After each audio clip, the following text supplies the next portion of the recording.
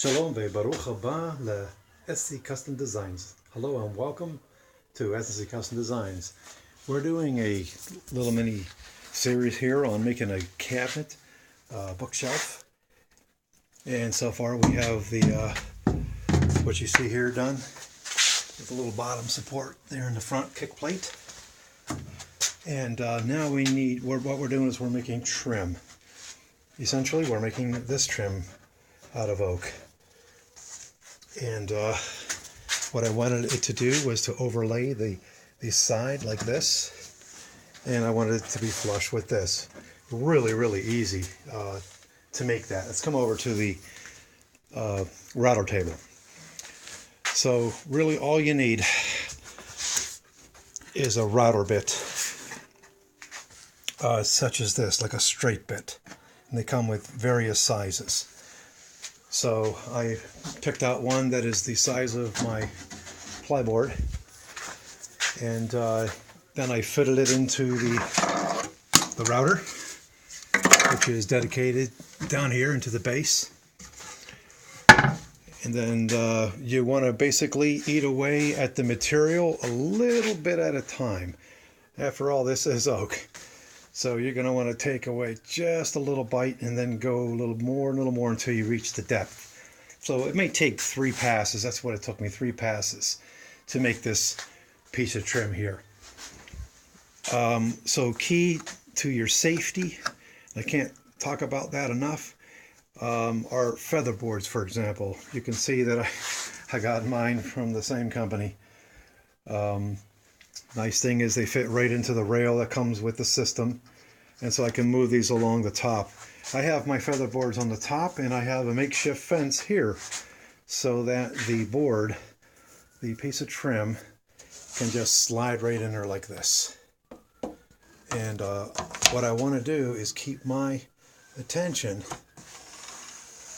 on keeping my fingers safe. So all I have to do really is push it through. When I get to the very end, I can pull it through like this, and here we have it, my friends. Let's look at it this way.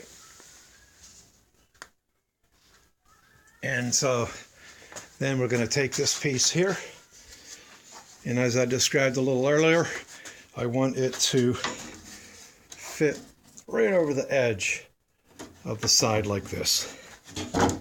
And so trying to do things with one hand, sorry, can be tricky. So there we go. It's going to go on just like that. And that's handsome. That's going to really add some beauty to the unit. Then I'll make a piece that's going to go across the top. I'm not sure if I want to go over to the sides or not. That's the beauty of this whole thing in woodworking, is you get to decide. You got the pen, you got the hammer, you got the chisel. And before we close out on this, before you go out and you buy all kinds of router bits, you spend a lot of money on something you think you want, get a cheap set like this. And after a while, you're going to look and see which bits you've been using. Those are the bits you want. So there's always going to be that oddball router bit.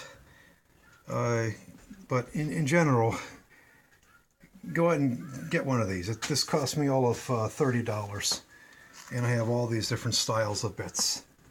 I can tell you that I've used the dovetail, but not from here. I have a special dovetail bit that comes with the Lee dovetail, the Lee D4R Pro.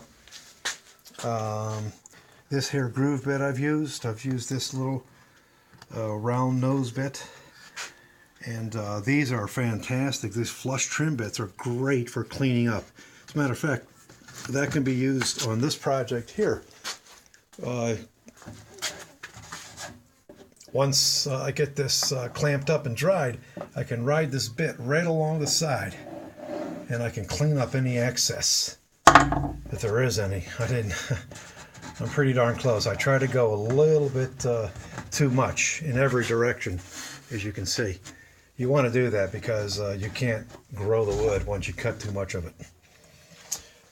That's another episode. So the whoopsies. But I love the whoopsies. I like the whoopsies because you get to figure out that it's not the end of the world, and you can figure out how to fix that whoopsie. Thanks for watching S&C Custom Designs on making custom oak trim for the cabinet. God bless. Space Shalom.